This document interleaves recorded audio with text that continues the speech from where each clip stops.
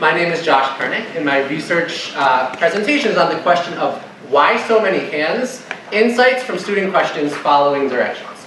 So this past year I taught in a 3rd grade classroom at the Jewish Community Day School of Boston. And one troubling phenomenon that I found was that it seemed like any time I finished giving directions and asked for student questions, it seemed like all 24 of my students' hands went up in the air. So this led me to come up with a couple of questions. First, I want to know why students are asking so many questions.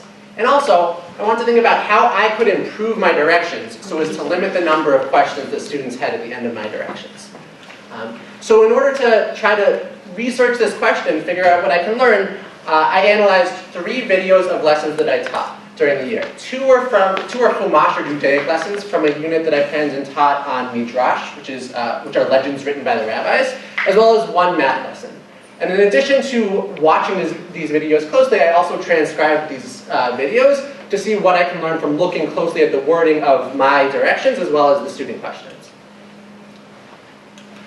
So after going through a number of ways to categorize the questions that students asked at the end of my directions, I ended up grouping them into these 2 categories of what I call us questions and me questions.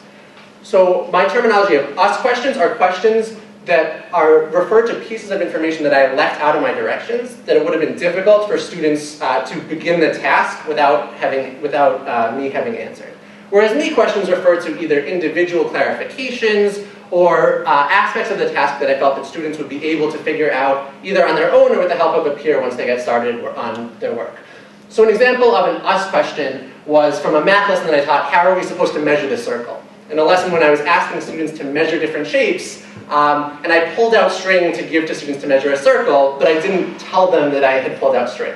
So this was a question that students wouldn't have known how to complete this part of the task without me having answered this question.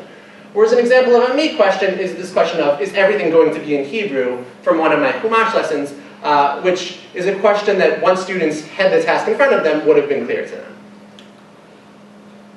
So in watching closely the lessons that I taught, one thing that I noticed was that in the lessons where the majority of student questions were what I call me questions, student attention to the directions and to the questions seemed to diminish.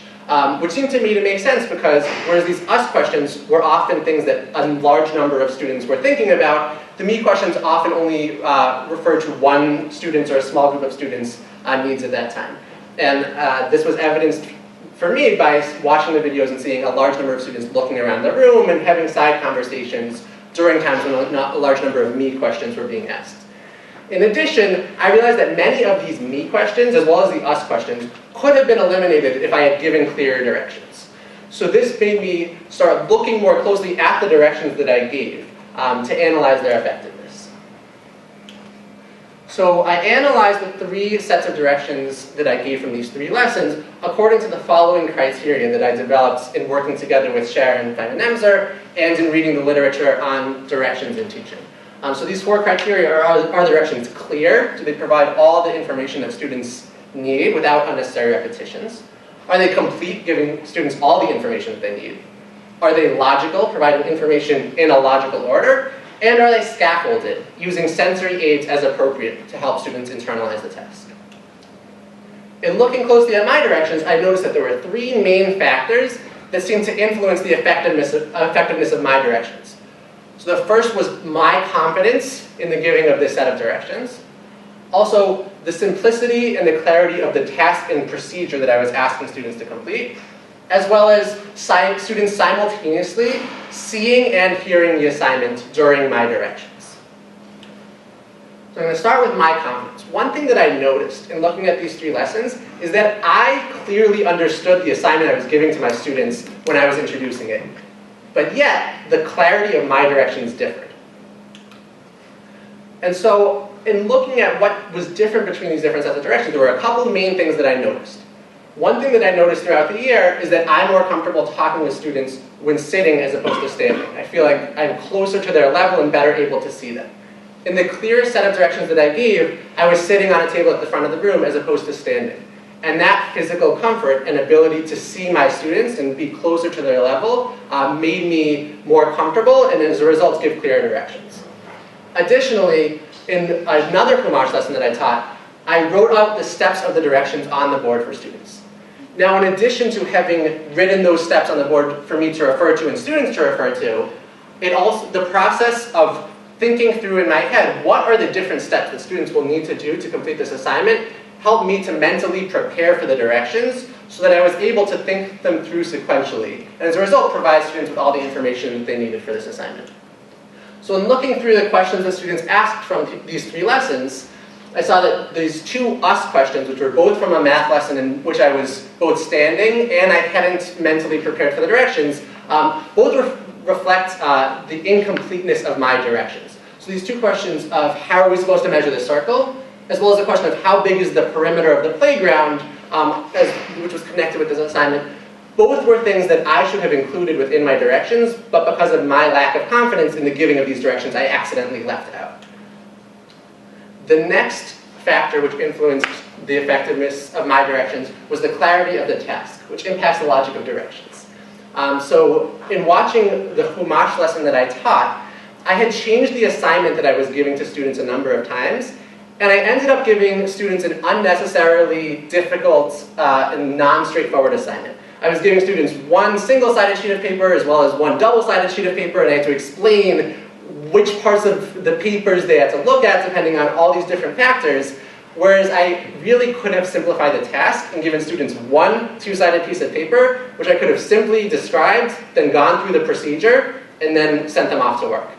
Because I took so long describing and trying to make them understand the assignment itself, I didn't get to mention the procedure, and as a result, there were 2 questions asked during this lesson of, are we going to our regular Chavruta spots? Chavruta is the paired study of Jewish texts, and we had developed a procedure for where students go to when they're working in Chavruta, but I hadn't mentioned this part of the procedure, and as a result, one student was confused about this, as well as a question, are people allowed to sit in big chairs?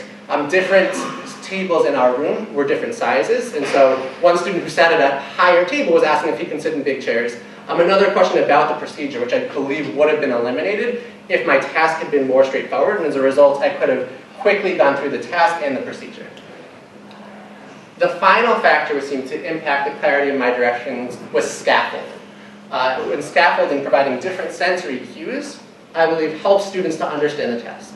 So in the lesson that I taught in which I was introducing the summative assessment, the final assessment for my Midrash unit, I gave students the assignment. I asked them to read through it on their own first. Then I had a student read it aloud, and then I had a student summarize it in her own words.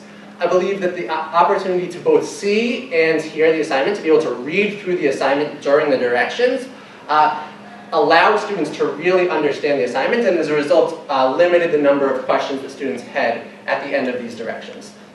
So in looking at the questions that students asked in my lessons, we have these 2 questions, one from a math lesson and one from a Chumash lesson, of how do we measure the points of the star, and is everything going to be in Hebrew? Both of these questions, I believe, would not have been asked if students had the assignment in front of them to refer to, and then these questions, I believe, would have been clear, the answers would have been clear with the assignment in front of them. So, after looking through these videos, I found 2 main implications for my teaching, one with regard to student questions and one with regard to my directions.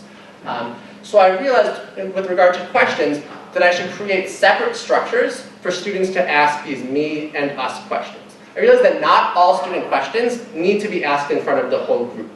So what I would like to do in my classroom is to introduce or have a conversation about the different types of questions that we ask early on in the year. I'm not tied to this me and us terminology. I think it would actually ideally be a conversation where students can label these different types of questions, but then we would have a common language to use so that at the end of directions I can say, are there any us questions to ask in front of the whole group? And then after these questions have been asked, I can say, I'll talk to any students who have me questions in a separate area. This way, letting those individual clarifications be asked to me personally without being asked in front of the whole class and making students sit for a long time waiting to begin the test. With regard to my directions, I realized that I need to plan for my directions in order for them to be clear, complete, logical, and scaffolded.